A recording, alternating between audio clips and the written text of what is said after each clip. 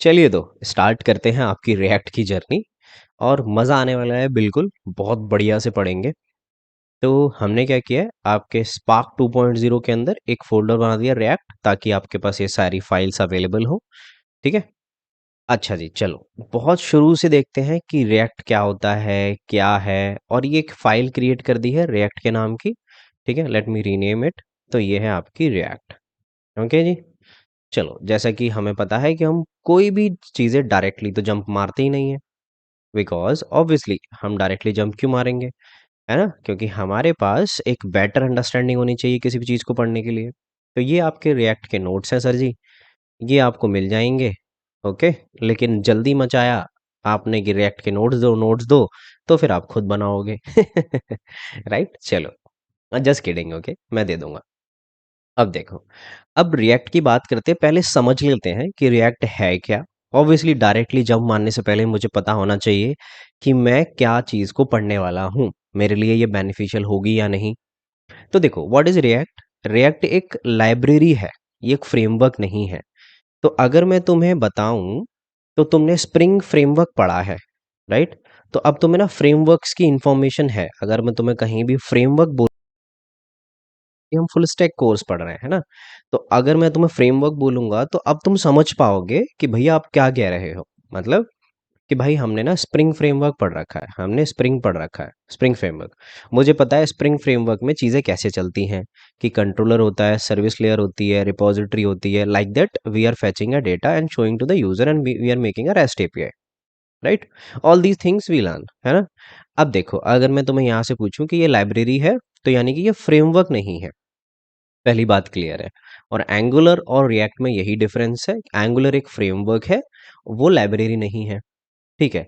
अब जनरली ये बिल्ड की गई थी यूजर इंटरफेस बनाने के लिए और handling user interaction from client. ठीक है, समझ में आ गया। अब 2013 में इसकी इनिशियल रिलीज आई थी। ठीक है, 2013 में इसकी इनिशियल रिलीज आई थी, फेसबुक द्वारा ये बनाई गई है। अब इतनी बात क्लियर है। ठीक है। अब यहाँ पे एक बात हम स्पष्ट रूप से बता दें, अगर नोट पढ़ो तो, कि React only is not enough to create application. अच्छा, क्यों? It's biggest drawback of React. अच्छा, ऐसे क्यों कह रहे हो भैया? हाँ, अभी समझा देते हैं। देखो, आंसर इसका ये है, मैं ये सारी चीजें मिटा देता हूँ। आंसर इसका ये है कि React is a library use to create user interface, इस कैनॉट कंट्रोल एप्लीकेशन फ्लो। मैं कौन से फ्लो की बात कर रहा हूँ? अगर मैं स्प्रिंग बूट की बात करूँ, तो आपको ध्यान होगा हमने क्या पढ़ा है। या तो पोस्टमैन है या फिर क्लाइंट है। अगर कोई हमारी एपीआई को कंज्यूम करता है, तो हमें पता है कि अगर हमारी एक होल फ्लजेड एप्लीकेशन है, तो यहाँ पे इसकी हाई लेवल डिज़ाइन समझना। तो सबसे पहले वो कंट्रोलर पे आती है। सबसे पहले कंट्रोलर पे आती है, कंट्रोलर के बाद वो सर्विस पे जाती है। सर्विस के बाद वो रैपो पे जाती है, रैपो के बाद हम उसको डीबी पे भेजते हैं। तो मुझे एक बात बताओ, this is a general flow जो एक बेस्ट प्रैक्टिस है, डेवलपर्स फॉलो करते हैं। राइट, अगर मैं चाहता हूं कि मैं रेपो पे ना लेके जाऊं, can I directly go from here to here, right? मैं ऐसे भी जा सकता हूँ, सर्विस से जा सकता हूँ, डेफिनेटली मैं एक फ्लो कंट्रोल कर पा रहा हूँ। समझ में आया? तो ये फ्रेमवर्क है, ये फ्लो कंट्रोल कर पाएगा। ओके। यानी कि boiler plate code, APIs, interfaces, classes, और जितना भी एक कोड करने का तरीका है, एक फ्लो है, वो स्प्रिंग बूट के पास है। क्या वो रिएक्ट के पास नहीं है? नहीं। देखो, एक रिएक्ट इकलौता एक एप्लीकेशन नहीं क्रिएट कर सकता, बिकॉज ये लाइब्रेरी है। एग्जाम्पल हमने यहाँ पे दे रखा है कि जैसे हम स्प्रिंग बूट की बात करें, वहाँ पे फ्लो कंट्रोल होता है, रिएक्ट में नहीं हो सकता। अगर भैया ऐसे कैसे, मैं नहीं मान सकता। तो देखो, अगर आपको प्रूव के लिए चाहिए कि रिएक्ट क्या सिर्फ एक यूजर इंटरफेस क्रिएट कर सकता है, फ्लो कंट्रोल नहीं कर सकता, तो ये मैं नहीं, इनके खुद के पेज कहते हैं। अगर मैं आपको दिखाऊं रिएक्ट जेएस, अगर आप रिएक्ट पे जाओगे, ठीक है, तो देखो ये क्या कह रहे हैं, the library for web and native user interfaces. ओ, यानी कि ये खुद बोल रहे हैं कि सिर्फ इंटरफेसेस, यूजर इंटरफेसेस क्रिएट करने के लिए लाइब्रेरी है। This is not for controlling a application flow. ओ, समझा? कुछ तो चमका ना? हाँ।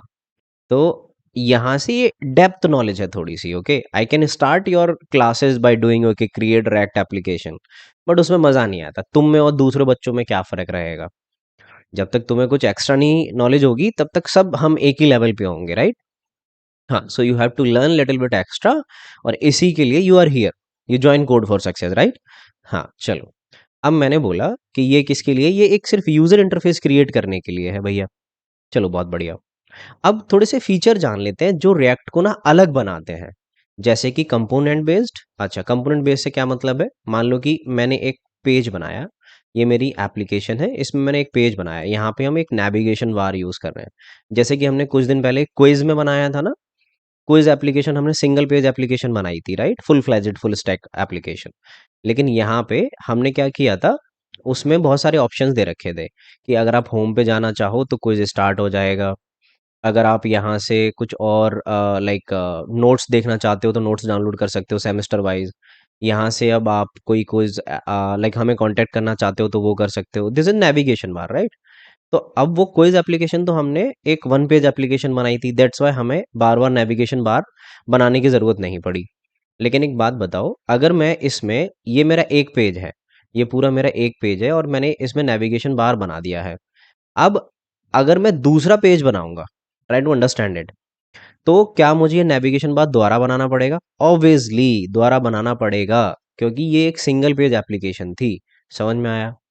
तो मैं क्या कहने की कोशिश कर रहा हूँ कि अगर मेरी मल्टी पेज एप्लीकेशन है, जैसी मैं CSS वगैरह HTML वगैरह में लगाता हूँ, मल्टी पेजेस है, और मल्टी पेजेस में अगर मुझे नेविगेशन बार की ज़रूरत है, तो नेविगेशन जो बार होगा वो मुझे ऐसे यहाँ पे भी रखना पड़ेगा, यहाँ पे भी रखना पड़ेगा, यहाँ पे भी रखना पड़ेगा, 3 पेजेस में, राइट? जैसे हमने क्विज में 1 पेज में रखा था, अगर मैं मल्टी पेजेस एप्लीकेशन बनाऊंगा तो मुझे अलग अलग रखना पड़ेगा। Are you getting it? हाँ। तो अब ये रिएक्ट इसको कैसे ओवरकम करती है? रिएक्ट कहती है कि आप एक कंपोनेंट बना लो, आप एक कंपोनेंट बना लो, उसका नाम रख दो, आप एक कंपोनेंट बना लो, उसका नाम जो आपको रखना है रख दो, और if you want to use it many places you can use it, you are free from my side. अच्छा, मतलब कि आप कहीं पे भी यूज़ कर सकते हो, इट्स फॉलो इनहेरिटेंस। ओके, कि आप उसको इंपोर्ट एक्सपोर्ट करो, आप कहीं भी यूज़ कर सकते हो। अच्छा, अगर मेरे पास मल्टीपल पेजेस हैं भैया, एक पेज यहाँ पे है, मेरे पास एक पेज यहाँ पे है, एक पेज यहाँ पे है। Generally React we use for creating a single page application, but फिर भी मैं बता रहा हूँ, रिएक्ट यहाँ पे यहाँ पे यहाँ पे उसको यूज़ कर सकते हैं, ठीक है? तो जनरली हम उसको हर पेज में हम क्या करते हैं HTML में, कि एक पेज बनाया और यहाँ पे हम कोड करने लग जाते हैं नेविगेशन बार, फिर यहाँ पे अपनी अगली फंक्शनैलिटी कोड करते हैं, राइट? फिर से हम एक पेज बनाते हैं, फिर यहाँ पे हम नेविगेशन बार करते हैं। तो HTML में हमारे पास ऐसी कोई फंक्शनैलिटी नहीं है जिसको हम कंपोनेंट को बार बार रिपीट कर पाए, हमें कोड लिखना पड़ता है। तो इस वजह से ये हमें कंपोनेंट बनाने की फंक्शनैलिटी देता है रिएक्ट। समझ में आया? बहुत क्लियर है? ठीक है।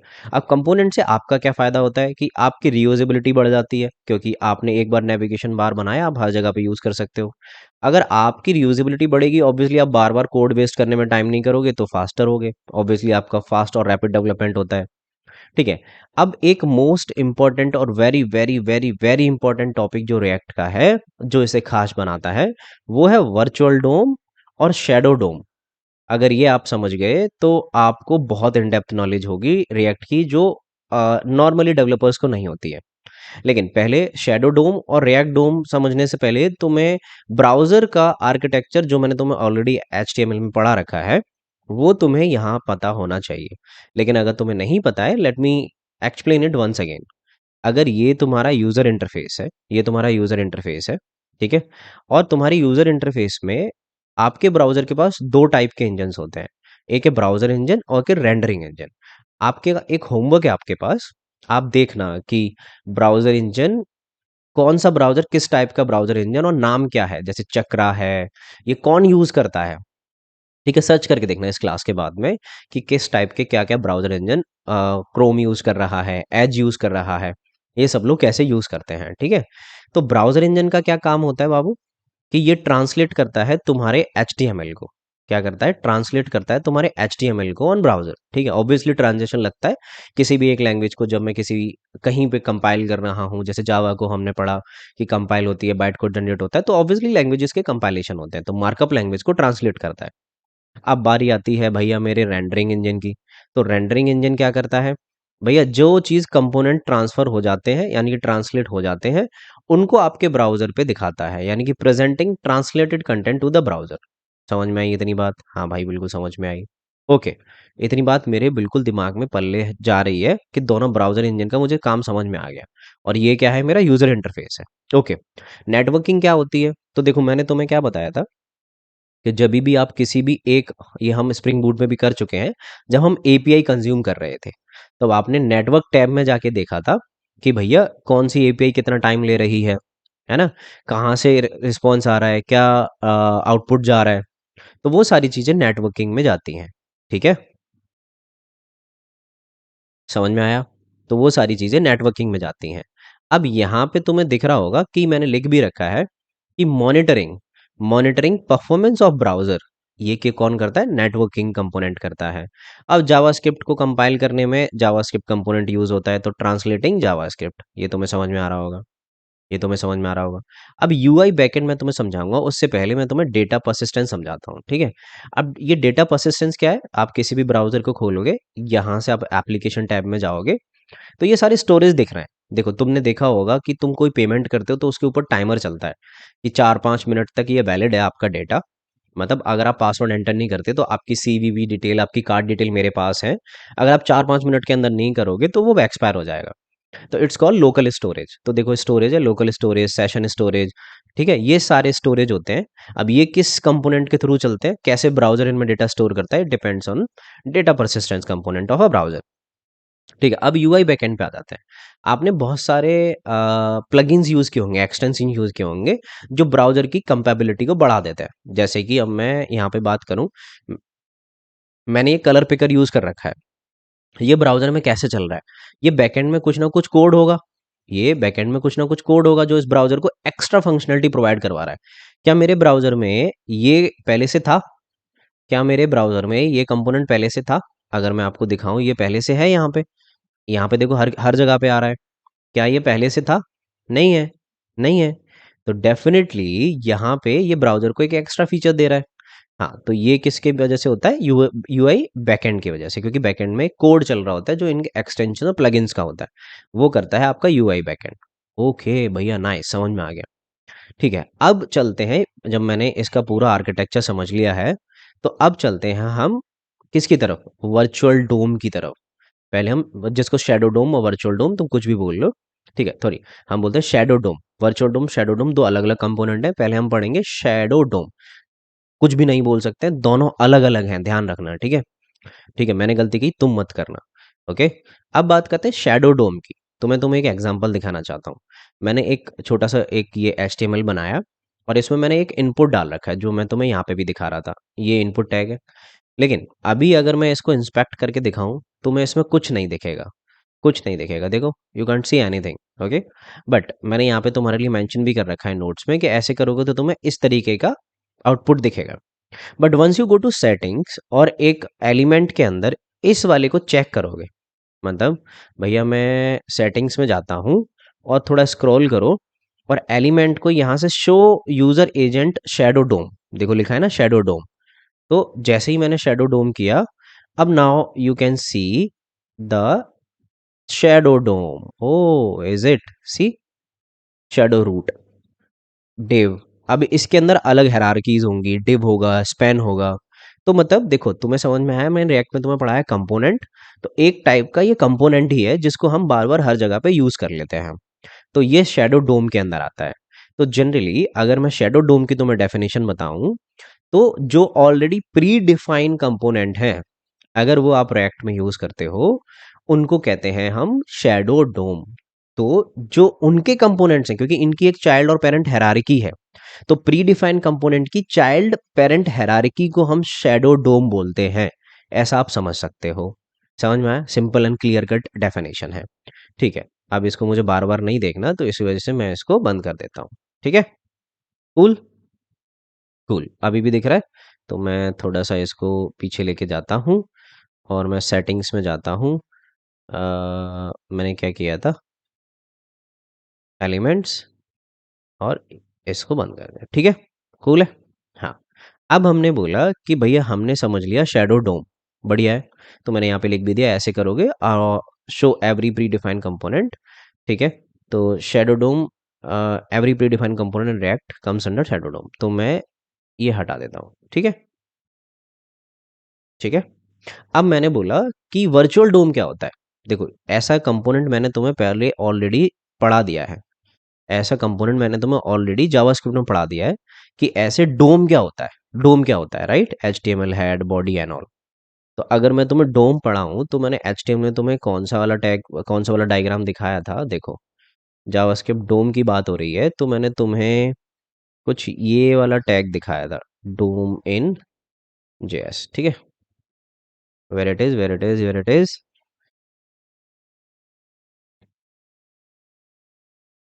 हमने कौन सा देखा था डोम में, हाँ हमने कुछ इस तरीके से देखा था, राइट। जावास्क्रिप्ट में हमने कुछ इस तरीके से देखा था, काइंड ऑफ सिमिलर, राइट। हाँ, तो वही सेम डोम है, कुछ नहीं करना है, हमने कुछ इस तरीके से देखा था, but I want to show you the colourful. तो हमने कुछ इस तरीके से देखा था कि लैंग्वेज अलग हो गई है, राइट। बट तुम्हें पता चल रहा है कि कैसे डोम को कन्वर्ट करेंगे। तो अगर मैं इस पूरे इमेज को यहाँ से लेके आऊँ, कॉपी, ठीक है, और मैं यहाँ पे रखता हूँ, देन अगर मैं इसको हटा देता हूँ, ठीक है, हाँ वेर इट इज, हाँ it is not coming, copy, अरे अच्छा, उसका साइज बड़ा होगा और ये लेस साइज का है, तो let me put it here, ठीक है। Now let me take it here, ठीक है। तो देखो ऐसे ही होता है ना, मैंने तुम्हें जावास्क्रिप्ट में यही बताया था कि HTML कोड को हम डोम में कैसे कन्वर्ट होता है। हाँ चलो, अब तुम्हें डोम का आइडिया तो है, लेकिन व्हेन वी यूज JS, ठीक है, in previous classes and make some changes in DOM, आपको नहीं पता चलेगा, लेकिन एक्चुअल में अगर मैं यहाँ पे कुछ भी डोम में चेंज कर रहा होता हूँ तो पीछे बैकएंड में बहुत टाइम लगता है, ठीक है। लेकिन हम कहते हैं जावास्क्रिप्ट फास्ट है।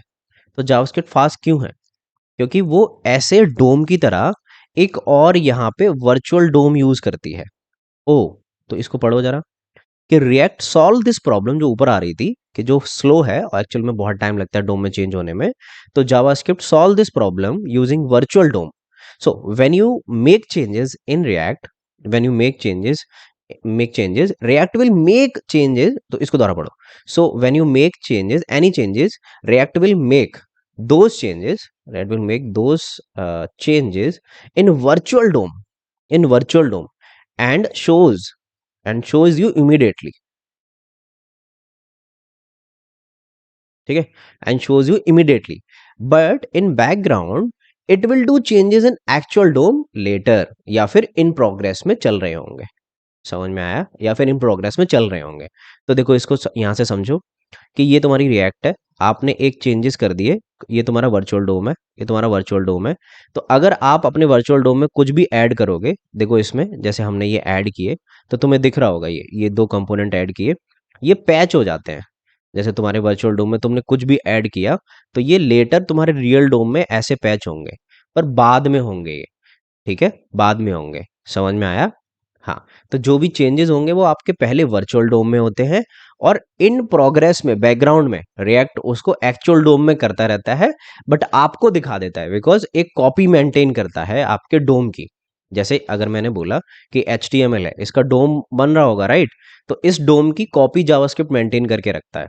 तो आप जो भी चेंजेस करोगे, आपको चेंजेस लेके वो यहीं इंस्टेंटली दिखा देता है कि बड़ी देखो ये चेंजेस हो गए हैं, बट वो एक्चुअल डोम में नहीं होते, एक्चुअल डोम में वो बाद में चेंजेस करता है। I hope you are getting it, right. तो this is the biggest feature of React, I hope you getting it, ठीक है। अगली क्लास से हम और भी चीजें देखते हैं, ओके, चलो सी यू इन नेक्स्ट क्लास।